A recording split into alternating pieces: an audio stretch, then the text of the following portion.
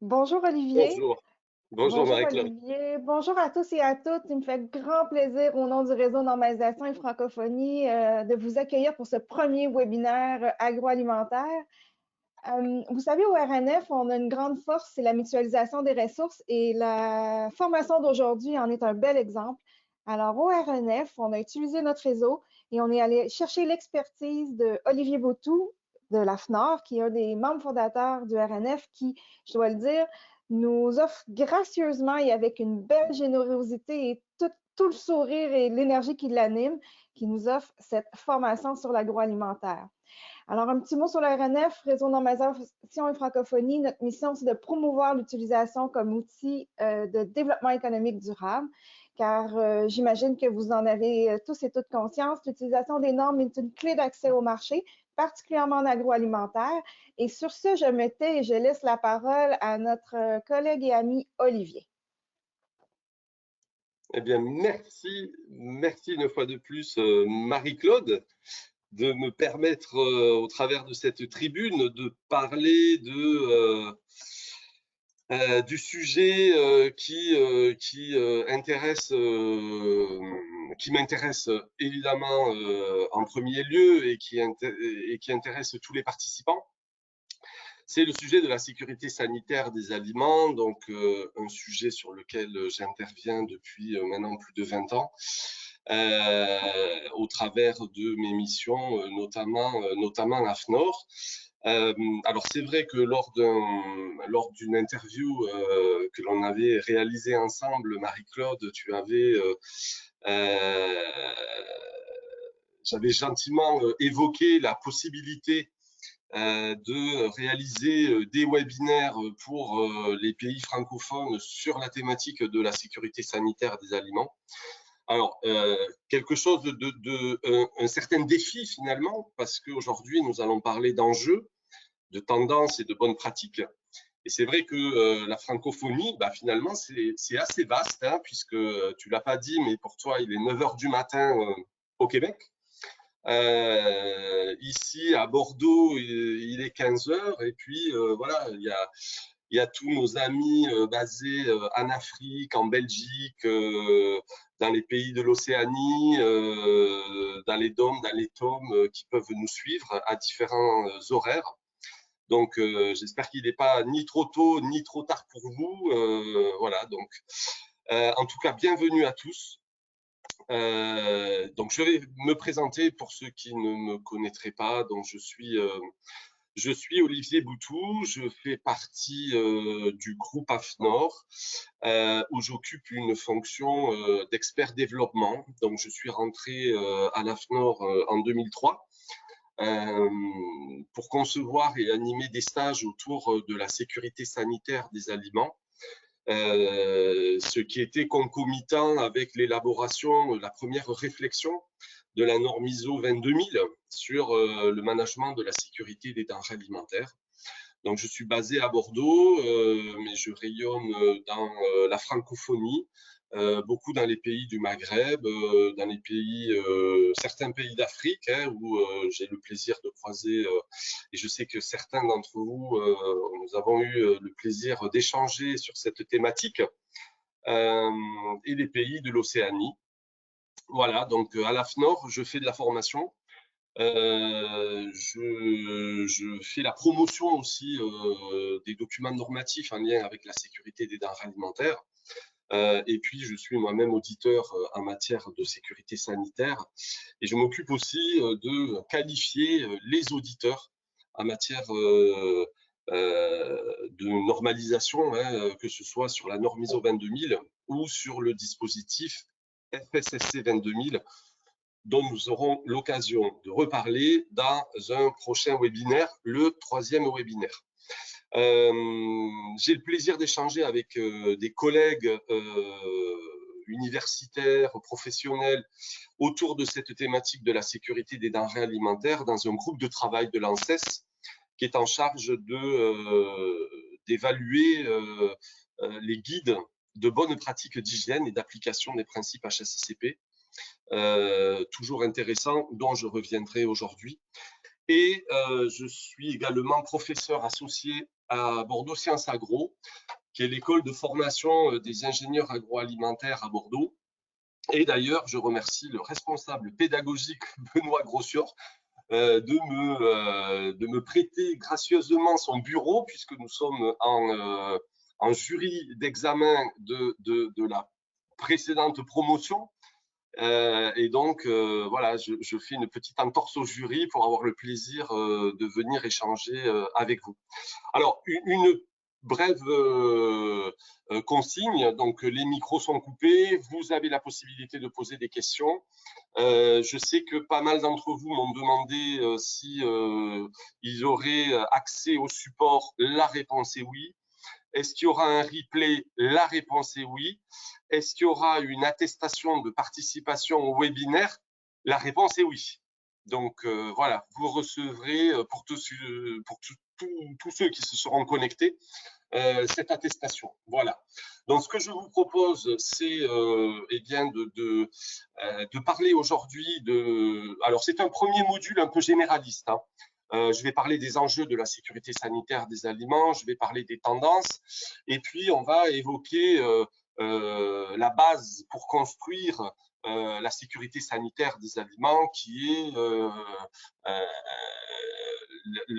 l'application de bonnes pratiques, hein, ces fameuses bonnes pratiques d'hygiène dont on parlera aujourd'hui. Comment fait-on pour gérer efficacement des bonnes pratiques d'hygiène?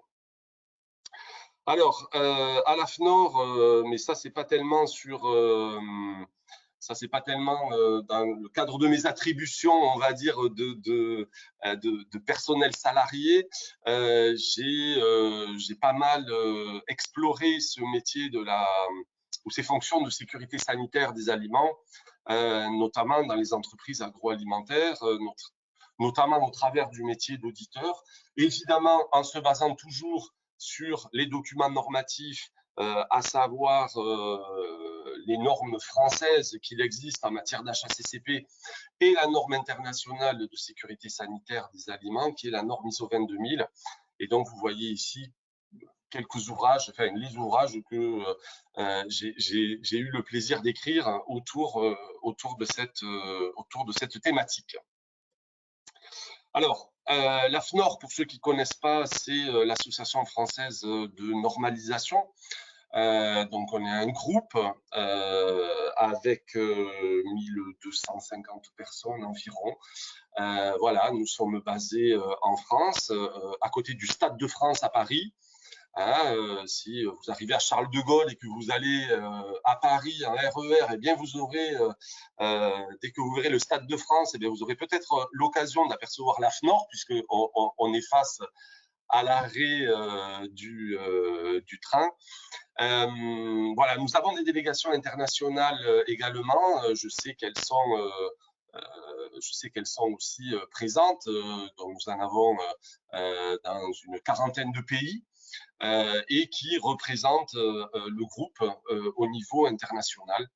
Donc nous sommes là pour défendre la position française au niveau de l'ISO, notamment en matière de normalisation, mais voilà, au travers des 4 grands métiers d'AFNOR, que ce soit la normalisation, l'édition, la formation et la certification, on est un acteur incontournable hein, de tout ce qui touche à la norme et au sujet d'actualité, dont la sécurité des denrées alimentaires fait évidemment partie.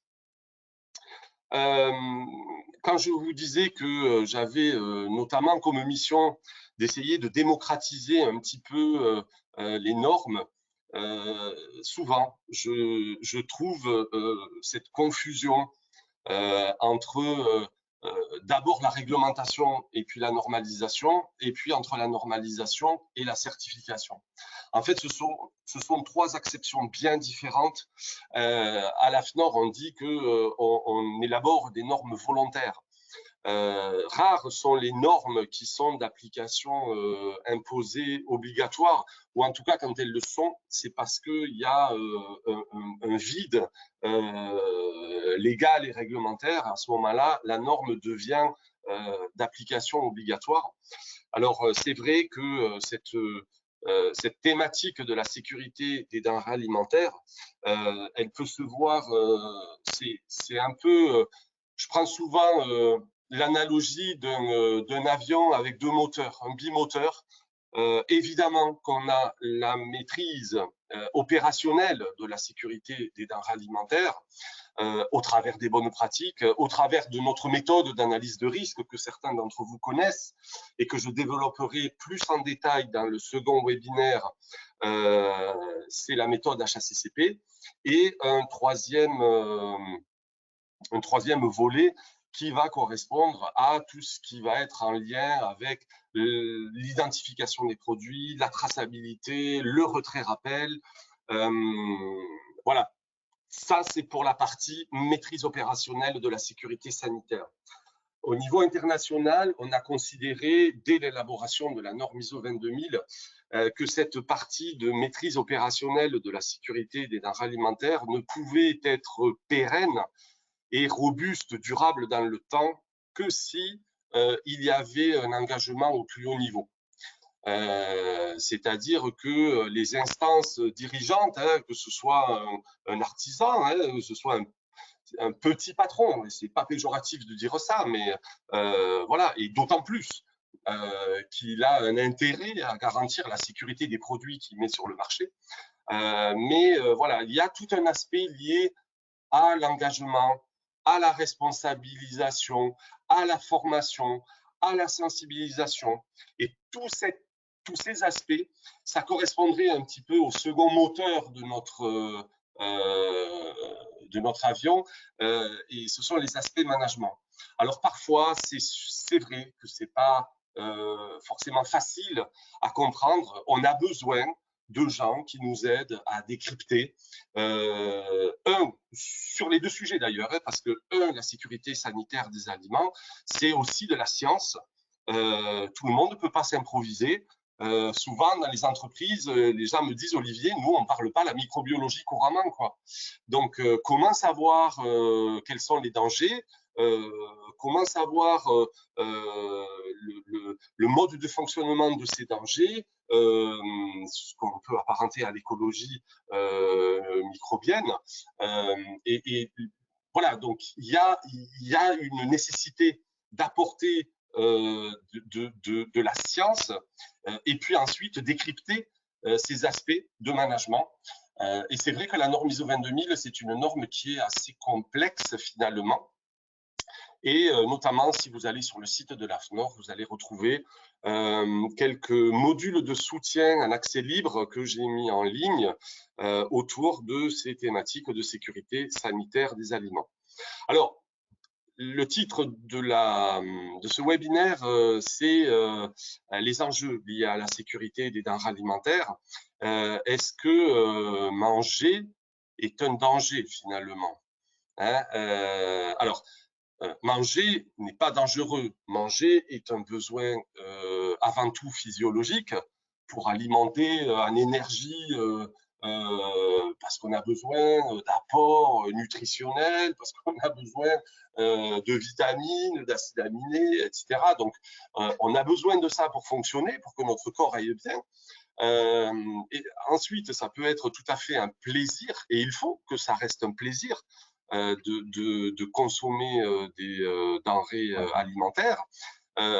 Mais en effet, parfois, un aliment peut représenter un danger.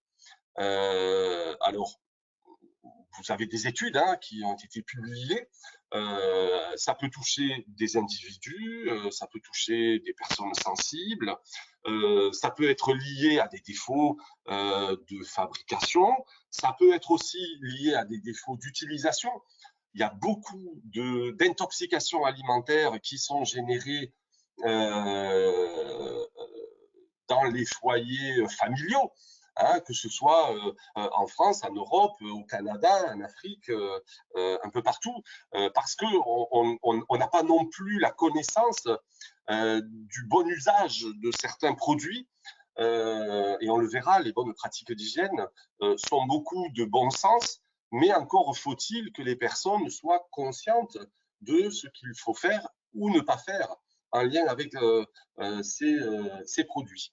Alors, au niveau international, vous avez une étude qui a été publiée. Alors, c'est des études qui sont assez lourdes à réaliser et j'avoue que je n'ai pas trouvé d'indicateurs plus récents que cette année 2010, où on suit un indicateur qui s'appelle le daily, qui va correspondre, alors je vais le dire en français parce que là on est autour de la francophonie évidemment, des années de vie en bonne santé qui seraient perdues, soit à cause de la maladie imputable à une intoxication chronique ou aiguë, ou carrément à la mort. Et en effet, on s'aperçoit qu'en 2010, on était à 33 millions d'années de vie en bonne santé perdues à cause de la maladie ou de la mort. Et au niveau international, chaque année, c'est 600 millions de personnes, soit une personne sur 10 qui, dans le monde, tombe malade après avoir consommé des aliments contaminés. Et environ 420 000 en meurent, dont une très grande part représente aussi les enfants. Alors, c'est dramatique, la mort des enfants, parce que c'est très douloureux pour les familles, c'est très douloureux pour une nation. Voilà. Et quand on voit les chiffres en Afrique, ils sont assez éloquents, 2000 morts par jour, liées à des intoxications alimentaires. Alors, c'est pas facile, je me suis un peu livré quand même à des analyses. C'est pas facile de ressortir toutes les statistiques des pays que vous représentez ici présentement derrière vos écrans. Donc, dans un premier temps, je me suis surtout focalisé sur les toxi-infections alimentaires collectives qui pouvait y avoir en France. Donc, nous avons un organisme public qui s'appelle Santé publique France, qui suit les toxi-infections alimentaires collectives. Alors, c'est vrai que quand on compare ces intoxications alimentaires collectives, alors on s'aperçoit que dans beaucoup de pays, elles sont en augmentation. Alors, pourquoi? C'est pas parce que forcément les aliments se sont dégradés au fil des ans, c'est que le système de remontée d'informations est aussi plus performant, puisque ce sont des maladies à déclaration obligatoire. Et encore, on considère qu'elles sont sous-estimées. On voit par exemple en France que à part quelques années où il y a eu des baisses en 2010 et en 2017, il y a une augmentation constante des toxi-infections alimentaires collectives, à savoir que pour que ce soit considéré comme étant une TIAC, il faut qu'il y ait au moins 2 personnes qui aient les mêmes symptômes, mais ça peut monter à plusieurs centaines. De la même manière, quand on regarde les causes biologiques, microbiologiques de ces toxi-infections alimentaires collectives, on s'aperçoit que une grande part sont liées à des toxines, qu'elles soient d'origine staphylococcique, avec Staphylococcus aureus, ou Bacillus cereus, qui va aussi produire des toxines, germes sporulés. Alors, c'est là où effectivement, on va avoir déjà une première difficulté, c'est de savoir quels sont les germes qui sont responsables de ces intoxications, quelles sont leurs cartes d'identité, dans quel type de denrées alimentaires ils peuvent se retrouver et comment on fait pour les combattre. On voit aussi que les virus ont fait une sacrée poussée pour être sur le podium. Ces statistiques, elles sont à peu près communes au niveau des différents pays. Si on prend par exemple le Canada, on s'aperçoit aussi que quand on arrive à déceler la bactérie responsable de la TIAC, on va retrouver ces principaux germes pathogènes. C'est important de faire une veille sanitaire, parce que ça va vous permettre d'avoir cette culture peut-être nécessaire pour ensuite prendre des décisions et savoir adapter les dispositions nécessaires pour garantir la sécurité de ces denrées alimentaires. Je vous disais qu'il y en avait beaucoup qui étaient dans les foyers familiaux. Alors, par exemple, en France, la première source de TIAC, ça reste quand même les restaurants, la restauration commerciale. Alors, peut-être qu'en 2020, on aura une baisse à cause de la pandémie Covid-19, puisque, en tout cas en France, les restaurants sont restés fermés de longs mois. Mais voilà, je suis content de les voir réouverts et de reprendre leur activité, mais évidemment avec cette nécessité de prendre soin de leurs consommateurs et de garantir la sécurité des aliments qu'ils vont commercialiser. Et de la même manière, dans les foyers familiaux, on retrouve également pas mal de toxi-infections alimentaires collectives parce que les gens ne connaissent pas forcément les bonnes pratiques à respecter. On y reviendra parce qu'il y a pas mal d'initiatives qui ont vu le jour et qui permettent peut-être de communiquer sur ces aspects-là. Alors au niveau européen, on peut aussi jeter un œil sur le Rapid Alert System for Food and Feed. C'est un réseau d'alerte rapide pour les denrées alimentaires et les denrées destinées aux animaux. Voilà, ça permet de faire remonter un certain nombre d'incidents, d'alertes autour de dangers, que ce soit des micro-organismes pathogènes, des mycotoxines, des résidus de pesticides, présence d'allergènes, des corps étrangers, des problèmes liés aux emballages et aux migrations qu'il pourrait y avoir. Et voilà, on voit que en 2019, on a eu 4118 notifications et 1175 alertes. Le rapport vient d'être publié récemment sur l'année 2020, le RASF. Vous avez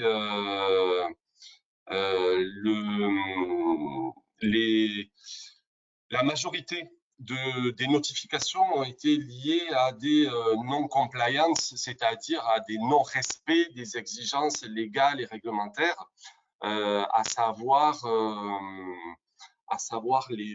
comment dirais-je, les défauts d'étiquetage et les problèmes de légalité, de fraude. Alors, on a vu qu'il y avait eu une augmentation significative des fraudes en 2020 liées à la pandémie Covid-19. Alors, j'ai vu passer une petite question rapidement, même si je vous ai dit que j'y répondrai un peu après. À quoi est due cette augmentation de Bacillus cereus? En tout cas, en France, les premiers produits concernés par les TIAC sont les plats cuisinés. Et donc, on va retrouver Bacillus cereus, notamment dans des plats cuisinés avec du riz, par exemple. Voilà, une forte consommation de plats cuisinés qui fait que Bacillus cereus est rentré sur le podium des 3 germes les plus retrouvés en matière de voilà. Mais évidemment, il y a aussi des salmonelles, il y a aussi tous les autres listeria, il y a aussi tous les autres germes pathogènes. Alors, pour avancer un petit peu dans la présentation, c'est vrai que le secteur agroalimentaire est un secteur qui a été, depuis de longues années, impacté par les crises sanitaires. Alors, évidemment que ça va contribuer à un contexte qui n'est pas serein de la part des consommateurs. J'ai vu une dernière étude au niveau européen où les personnes interrogées en Europe disaient qu'elles avaient confiance à 50% dans la sécurité des denrées alimentaires qu'elles consomment en Europe. Voilà, donc ça fait 50% qui n'ont pas confiance dans ce qu'ils mangent dans leur assiette, quand même, ce qui est important.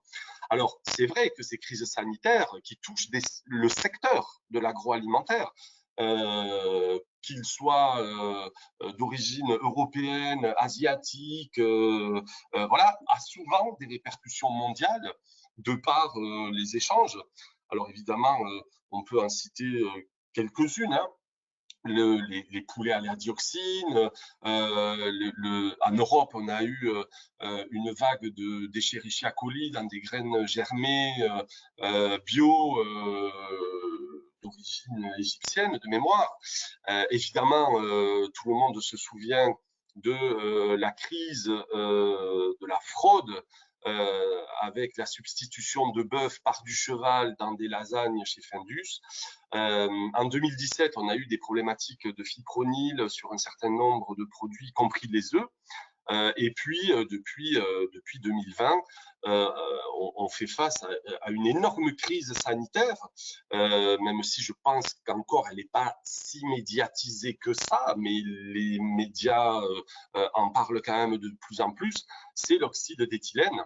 Et voilà, maintenant, on sait que c'est véritablement lié à une fraude, hein, que l'on retrouve dans un certain nombre de produits. Alors, ça touche des filières, mais ça touche aussi des entreprises.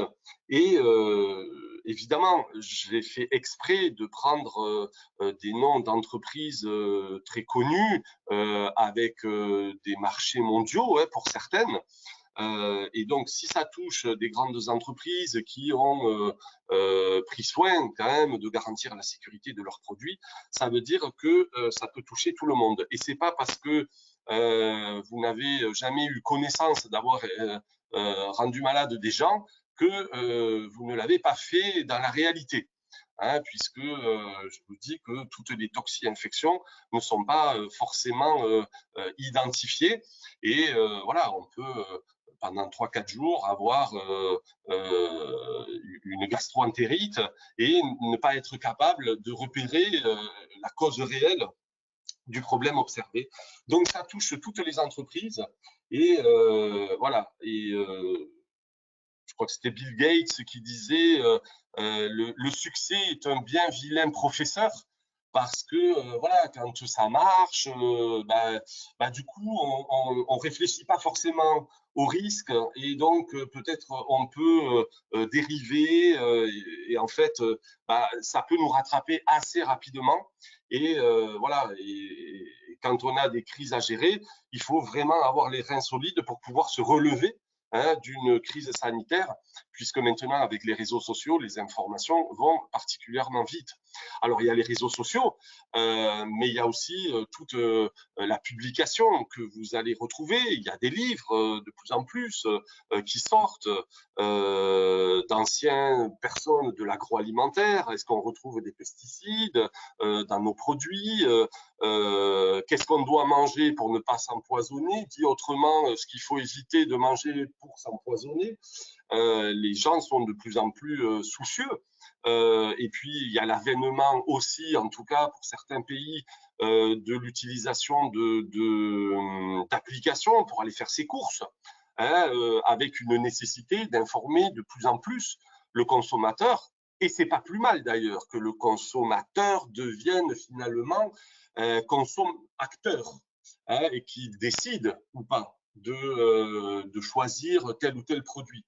C'est pour ça que les entreprises doivent considérer, et je l'ai souvent dit, que leur première mission, quand elles fabriquent, elles produisent des denrées alimentaires, c'est de donner du plaisir, de nourrir les gens et pas de faire des profits, pas de faire du bénéfice, même si c'est nécessaire. Évidemment, on n'est pas philanthrope. On a besoin de ça pour investir, pour embaucher, pour se moderniser, pour s'améliorer. Mais la première des choses, c'est voilà, de mettre sur le marché un produit sain. Et c'est important que chaque dirigeant, au plus haut niveau, puisse avoir cette conscience-là. Et d'ailleurs, on en reparlera. C'est dans le troisième webinaire, quand on parlera de culture de la sécurité des denrées alimentaires. Mais d'ores et déjà, cette culture-là, elle est importante. Elle est d'autant plus difficile que déjà, elle est conditionnée par notre propre culture. Hein, la culture d'un pays en Afrique, c'est pas la même que la culture au Canada, que la culture dans un pays asiatique ou la culture dans un pays européen. Donc, c'est pas si évident et les entreprises doivent sans cesse travailler, se remettre en cause sur la sécurité sanitaire des aliments. Alors, évidemment, hein, vous m'avez vu, faire attention, de bien dire que c'était la sécurité sanitaire des aliments et non pas la sécurité alimentaire, parce que les deux notions peuvent avoir des relations étroites, mais sont deux concepts différents. Ici, on va bien parler de sécurité sanitaire, c'est-à-dire prévenir la contamination, l'introduction de contaminants dans les denrées alimentaires, tandis que la sécurité alimentaire, c'est faire en sorte qu'il y ait un accès dans les pays où les populations n'ont pas forcément accès en quantité et en qualité à de la nourriture suffisante. Voilà pour le petit pour la petite définition. On parle aussi, et on l'avait évoqué avec avec Marie-Claude. Au Canada, eux, ils parlent aussi de souveraineté alimentaire. La salubrité, pour eux, ça symbolise la sécurité. Donc, c'est important de bien comprendre déjà les mots pour savoir de quoi on parle. Chez nous, la salubrité, c'est un aliment qui est commercialement acceptable pour le consommateur. Au niveau organoleptique, il sent bon, la texture est correcte, il n'est pas atteint de bactéries de dégradation, par exemple, il n'a pas d'odeur qui serait non conforme à ce qu'on pourrait attendre pour un fromage, pour du lait, par exemple, voilà. Alors que la sécurité du produit, c'est qu'il ne causera pas de dommages à la santé du consommateur. Alors, au cours de ces 3 webinaires, j'avais envie, et c'est un peu le premier étant planter un peu le décor, j'avais envie de vous présenter des thèmes, des modules pour mieux appréhender la sécurité sanitaire des aliments. D'abord, l'important, c'est que ceux qui détiennent le capital, hein, les décideurs d'une organisation, mais également les parents dans une famille, et cette conscience de l'importance de la sécurité sanitaire et que des comportements inadaptés peuvent avoir des conséquences dramatiques, du moins néfastes, et voire dramatiques. Donc, cette prise de conscience est importante. C'est pour ça que de plus en plus, on voit apparaître que ce soit dans la réglementation en Europe, que ce soit dans le Codex Alimentarius au niveau international, que ce soit dans les référentiels de sécurité sanitaire, et je vais en citer quelques-uns, BRC, IFS, FSSC 22000, on voit apparaître ces notions de food safety culture, hein, traduit par la culture positive de la sécurité des denrées alimentaires à tous les niveaux, depuis la direction, l'exploitant, hein, celui qui a les cordons de la bourse, jusqu'à l'opérateur. Donc cette prise de conscience est importante. Et ensuite, plusieurs éléments pour appréhender la sécurité sanitaire. Le premier étant les bonnes pratiques d'hygiène. Le second étant l'application de la méthode HACCP que je détaillerai dans le second webinaire. Je ferai également la différence entre le nouveau texte du Codex Alimentarius en matière d'HACCP. Je le comparerai à l'HACCP telle qu'elle est définie dans la norme ISO 22000. Et puis, dans un troisième webinaire, je vous parlerai, pour ceux qui sont intéressés par le sujet, des évolutions des référentiels de sécurité sanitaire, à savoir l'IFS, le BRC, qui va bientôt passer en version 9. On a déjà quelques éléments d'information. Et évidemment, la norme ISO 22000 et sa contribution à la certification FSSC 22000. Mais d'ores et déjà, voilà, prenons un peu le temps de parler de bonnes pratiques d'hygiène. Les bonnes pratiques d'hygiène, voilà, on peut les appeler des programmes prérequis, des préalables, des bonnes pratiques de fabrication, de vente, de commercialisation. Elles ont plein de termes équivalents.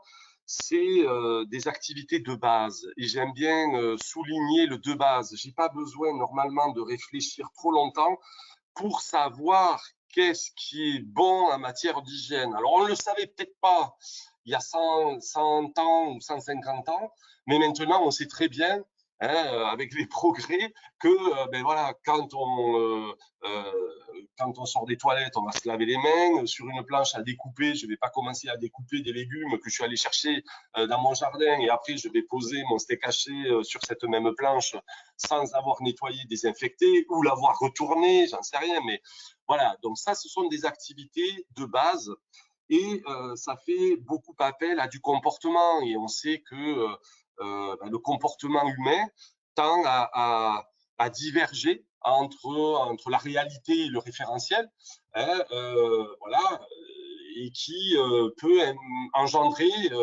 des conséquences néfastes, des changements, et qui peuvent avoir une incidence sur la santé des consommateurs. Ces bonnes pratiques, elles vont différer en fonction du secteur d'activité dans lequel elles vont s'appliquer. Je ne vais pas appliquer les mêmes bonnes pratiques dans une industrie laitière, dans une entreprise qui fait du transport de denrées alimentaires sur des palettes fermées, qu'une restauration dans un hôpital, qu'un producteur de pommes pour faire du jus de pomme. Voilà, donc c'est tout à fait cohérent que les bonnes pratiques dépendent du maillon de la chaîne dans lequel l'organisme intervient. En tout cas, il y a un outil que l'on peut aisément utiliser, qui est un outil que vous connaissez sans doute, qui s'appelle les 5 M, c'est-à-dire voilà, les 5 sources de contamination finalement, ou en tout cas les causes positives qui vont permettre de maintenir un environnement hygiénique tout au long de la chaîne alimentaire, au travers d'un environnement de travail qu'on appelle le milieu, de la main-d'œuvre, hein, et du respect de tout ce qu'elle doit appliquer, des méthodes et qui existent, hein, le premier entrée, premier sortie, par exemple, que vous faites chez vous sans doute. Hein. Voilà, le respect des bonnes pratiques d'hygiène, la chaîne du froid, la marche en avant, et au niveau du matériel, toutes les bonnes pratiques que l'on va pouvoir appliquer au niveau du matériel. En matière de gestion globale de l'hygiène, je voulais vous présenter une méthode que j'utilise pour gérer les bonnes pratiques au sein des organisations. D'abord, je leur demande de faire une veille au niveau des bonnes pratiques.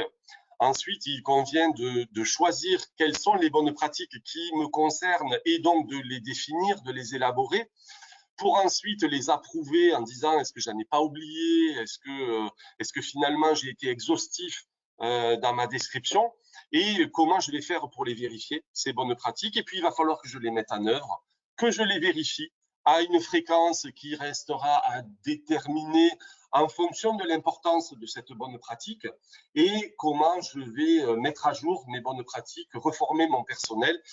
Et tout ce processus de gestion, finalement, ne pourra être efficace que si je communique l'importance à satisfaire les bonnes pratiques et les résultats obtenus auprès des personnes concernées.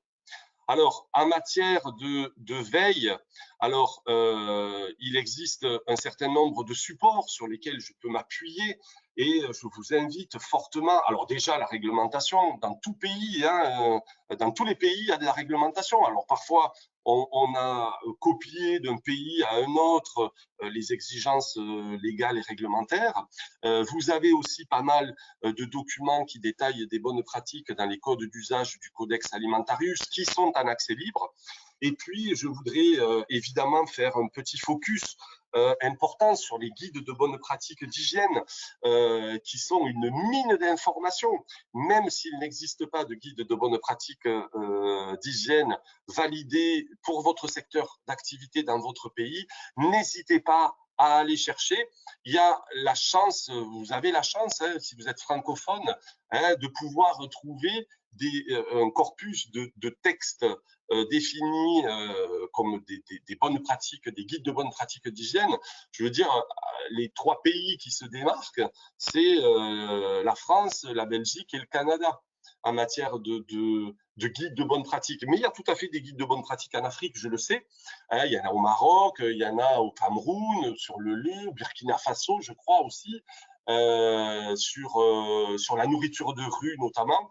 Et ces guides de bonne pratique permettent à n'importe qui de pouvoir se baser, qui n'aurait pas l'expertise scientifique, de pouvoir se baser sur ces textes-là et pouvoir les appliquer. Alors ensuite, bien évidemment, on peut aller puiser des bonnes pratiques dans les référentiels privés et il y a d'autres sources que je peux utiliser, notamment les normes. Alors, je voulais faire un focus sur les agences. Alors, je sais qu'il existe déjà, nous en France, on a l'ANSES, l'Agence nationale de sécurité sanitaire des aliments, qui a sur son site internet une bibliothèque de documents en accès libre qui sont extrêmement riches par rapport à la sécurité sanitaire, que ce soit des guides pratiques, que ce soit des cartes d'identité, des fiches d'identité au niveau des micro-organismes. Vous allez trouver aussi pas mal de documents sur le site de l'ASIA, l'Agence canadienne d'inspection des aliments, ou sur le réseau africain de sécurité sanitaire des aliments, avec des ressources téléchargeables et applicables. Voici par exemple des exemples de documents que vous avez la possibilité de télécharger sur le site de l'ANSES. Par exemple, vous voyez 2 fiches pour évaluer l'efficacité d'un traitement thermique, c'est celle de gauche, et l'opérateur comme vecteur source ou vecteur de contamination des aliments, avec qu'est-ce qu'il est bon de respecter au niveau de l'opérateur. Donc, c'est normalement destiné aux personnes qui vont élaborer des guides de bonne pratique, mais vous pouvez tout à fait les utiliser, vous, à votre niveau. Alors évidemment que on est entre l'AFNOR et le réseau normalisation et francophonie, on porte haut la normalisation. Alors bien évidemment que vous avez la possibilité de vous aider aussi des normes existantes. Alors il existe pas mal de normes sur les analyses microbiologiques, sur les lubrifiants utilisés en agroalimentaire, sur l'air comprimé pour des entreprises qui utiliseraient de l'air comprimé en contact avec les emballages, avec les produits, avec les équipements, en contact avec les denrées. Il existe un certain nombre de textes normatifs sur lesquels vous pouvez vous appuyer. Il y a d'autres sources à ne pas négliger, toujours au niveau des bonnes pratiques. Et je ne peux que saluer les initiatives qui partagent. Ceux qui me connaissent savent que j'aime partager. Je garde pas pour moi, j'aime partager. Et voilà. Et quand par exemple vous voulez renforcer votre lutte contre les nuisibles, eh bien vous pouvez tout à fait télécharger gratuitement le guide de l'IFS qui traite de ce sujet-là. Ou d'autres documents que vous pouvez, après une petite recherche bibliographique sur le web, retrouver sur les bonnes pratiques, sur, par exemple, ici, vous avez un exemple sur la maîtrise des DEIV, des destructeurs électroniques d'insectes volants en industrie agroalimentaire.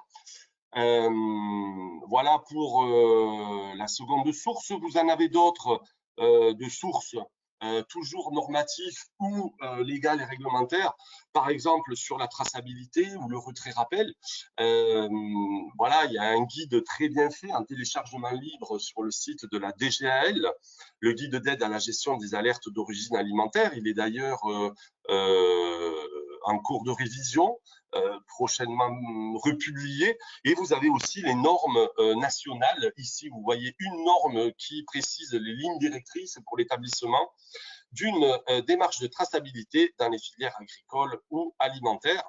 Et vous avez d'autres documents, et j'en terminerai là-dessus pour ces exemples-là, qui vont concerner la prévention des actes de malveillance, de sabotage et de bioterrorisme.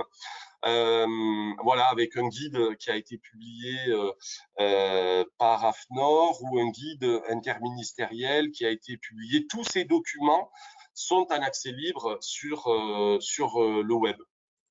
Alors ensuite, vous avez vous avez un certain nombre de textes normatifs qui existent pour détailler les bonnes pratiques. Ça a été le choix au niveau de l'ISO de découper la chaîne alimentaire en catégories et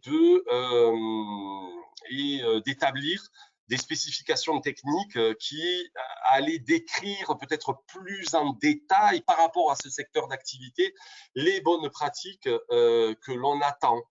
Et donc, voilà, en fonction du secteur d'activité dans lequel vous intervenez, vous pouvez, voilà, sachez que, pour la petite histoire, il y a des travaux qui viennent d'être lancés pour une ISO TS 22002-7 pour tout ce qui va concerner la distribution, le commerce de gros, en anglais le retail. Voilà, donc n'hésitez pas. Donc on va retrouver un certain nombre d'exigences dans ces documents, dans ces spécifications techniques où on rentre dans le détail. Tout ça, on peut également le retrouver, évidemment, comme je l'ai dit précédemment, dans les guides de bonnes pratiques. L'idée sera à votre niveau d'établir une liste des bonnes pratiques en rentrant dans le détail, parce que tous ces référentiels vous disent qu'est-ce qu'il faut faire, mais moi, ce qui m'intéresse, c'est qu'est-ce que vous faites dans la réalité de votre quotidien. Et donc, l'idée sera pour chacun des PRP, des bonnes pratiques identifiées, quelles sont finalement vos propres pratiques pour répondre aux standards, et si vous avez des documents qui vont supporter ces bonnes pratiques, parce que finalement, on s'aperçoit que ce qui est important, c'est de transmettre l'information pour faire en sorte de sensibiliser. Quand je dis sensibiliser, c'est véritablement donner du sens. Hein, c'est faire en sorte que les personnes prennent conscience de l'importance. Et voilà, et encore une fois, vous ne me ferez pas changer si je ne l'ai pas décidé. Donc voilà, vous ne pouvez pas faire changer les gens, vous pouvez les accompagner dans le changement. Mais changer, c'est quelque chose qui est personnel. Et ça, c'est important de l'avoir compris, notamment pour développer une culture positive de la sécurité des denrées alimentaires. Donc évidemment, après, vous pourrez aller regarder sur le terrain les défauts d'hygiène que vous allez pouvoir constater en lien avec la thématique, concernée. Et donc l'idée, c'est de communiquer en utilisant autant que faire se peut le management visuel. Nous sommes dans un secteur où c'est pas toujours évident de passer des documents avec beaucoup de textes. L'hygiène, c'est aussi du bon sens. On utilise beaucoup des leçons en un point. Voilà ce qu'il faut faire, voilà ce qu'il ne faut pas faire. C'est visuel, ça marche bien. Les personnes peuvent de suite percuter. N'oubliez pas, hein, on est beaucoup aussi des visuels. Et quand on voit des choses, voilà. Et évidemment, la formation et l'éducation. Parce que, évidemment, on doit démarrer l'éducation le plus tôt possible, comme sur la maîtrise de l'environnement, comme sur le développement durable. Ce sont des thématiques où plus on intervient en amont dans l'éducation, eh bien, meilleurs seront les résultats dans l'avenir. Alors, je dis souvent dans les entreprises, mettez de l'ordre, ou dans les restaurants, ou dans les établissements, en tout cas, mettez de l'ordre. Hein, pour pas voir ce type de capharnaüm que vous voyez à l'écran. Alors, c'est définir une certaine organisation, avoir de la rigueur. Les bonnes pratiques, c'est de la rigueur. C'est important d'être rigoureux et de le maintenir dans le temps, cette rigueur. Voilà, pensez à débarrasser systématiquement. Hein, voilà, si vous regardez des émissions à la télé, je sais qu'elles ont fait beaucoup d'audience ces dernières années autour de la restauration, etc. Voyez les chefs, comment ils incitent les candidats à débarrasser et à maintenir un environnement hygiénique aussi. Donc, c'est important de débarrasser, c'est important de ranger et c'est important d'entretenir dans le temps, hein, puisque l'hygiène, c'est un défi de tous les jours. Pourquoi? Voilà, pour les PJC, ceux qui me connaissent savent que j'aime bien parler de PJC. Les PJC, c'est plus jamais ça, quoi. hein, c'est-à-dire que les personnes qui observent ces éléments et que ça ne choque pas, eh bien, voilà, il y aura du travail à faire, voilà. Et encore une fois, c'est de la responsabilité de tous. D'un opérateur vers son collègue, d'un manager vers son subordonné, de la direction vers l'ensemble de son équipe, ou d'un opérateur vers son chef d'équipe. Et voilà, et de ne pas passer à côté en faisant en sorte de fermer les yeux. Alors, voilà pour cette première présentation. Vous le savez, j'ai été encore un peu bavard, mais j'ai tenu à peu près le timing. Donc voilà, c'était un peu pour dresser le panorama, faire un petit focus sur les bonnes pratiques, vous donner envie peut-être de venir partager les autres thématiques. La prochaine sera liée à l'HACCP. À l'HACCP Codex, et puis je vous donnerai un peu ma vision des choses sur l'HACCP Codex, l'HACCP ISO 22000, et le troisième sur les référentiels. Alors, je ne sais pas s'il y a eu beaucoup de questions.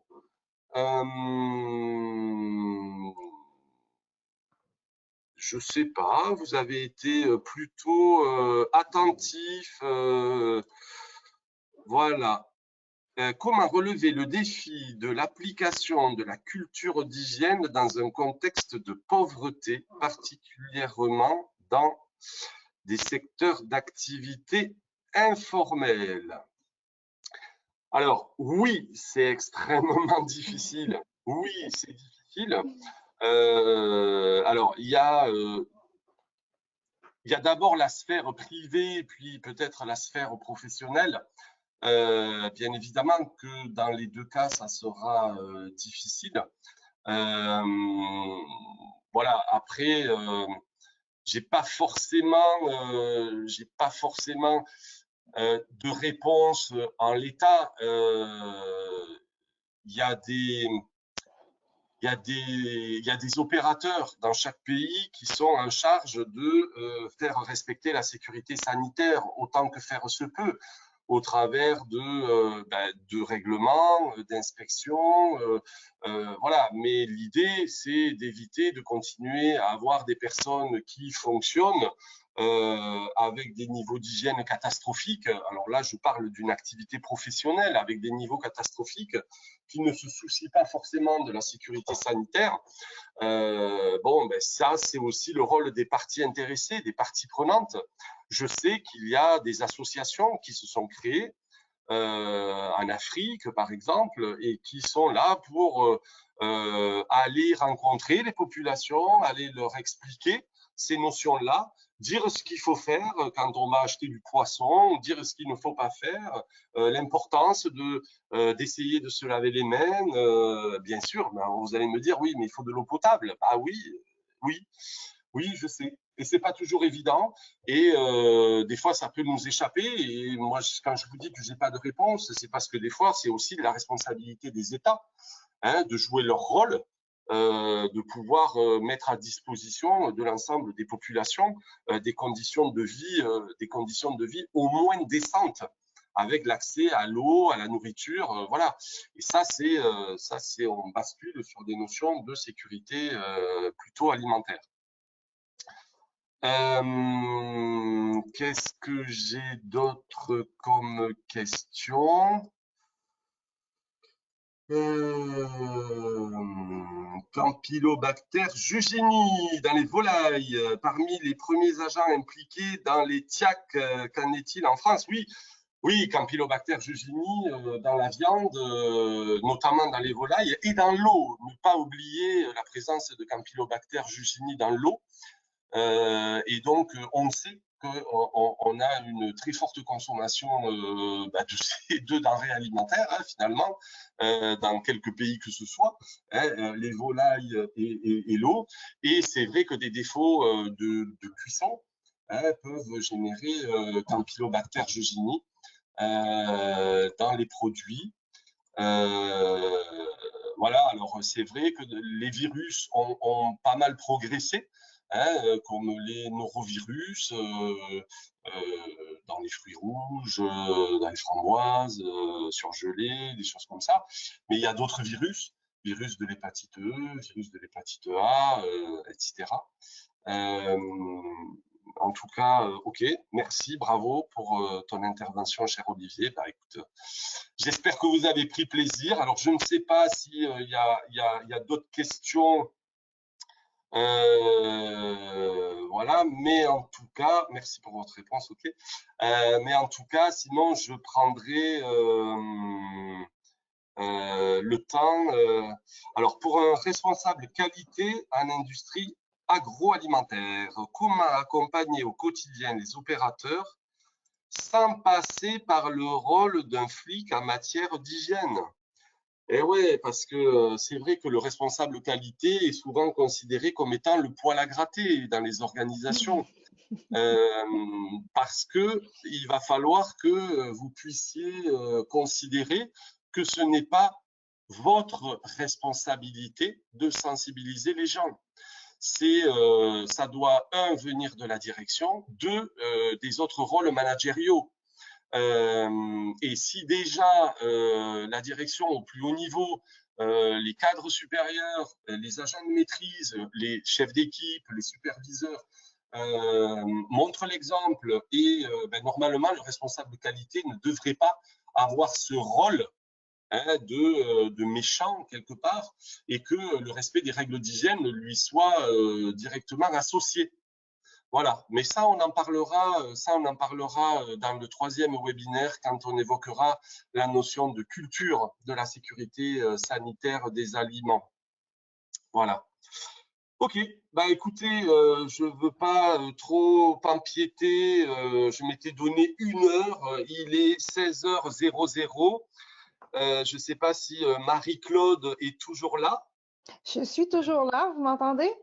Oui, on t'entend bien, Marie-Claude. Écoute, Olivier, c'était superbement intéressant. Moi qui ne suis pas du tout dans le secteur de l'agroalimentaire, j'ai suivi avec intérêt tes paroles. Tu es toujours aussi intéressant. Merci, merci, merci. J'en profite pour dire à notre auditoire qu'on était quand même nombreux. On avoisinait les 290 inscrits en permanence. Alors, merci d'avoir été là. On espère vraiment avoir répondu à vos attentes. N'hésitez pas à nous revenir dans la boîte de commentaires du site web RNF si jamais vous avez des demandes particulières. Nous, ça nous fera vraiment plaisir de tenter de les assouvir. Et je vous dis qu'on a encore 2 autres webinaires avec Olivier, alors qui seront, aujourd'hui on a eu une belle introduction, mais les 2 prochaines seront sur l'évolution du Codex Alimentarius, donc le 18 octobre, même heure, même poste, et le troisième, le 16 novembre, sur l'évolution des référentiels de sécurité sanitaire des aliments. J'ai bien compris, Olivier? Exactement. Bien. Alors, pour vous inscrire, c'est simple. Abonnez-vous à notre page Facebook du RNF.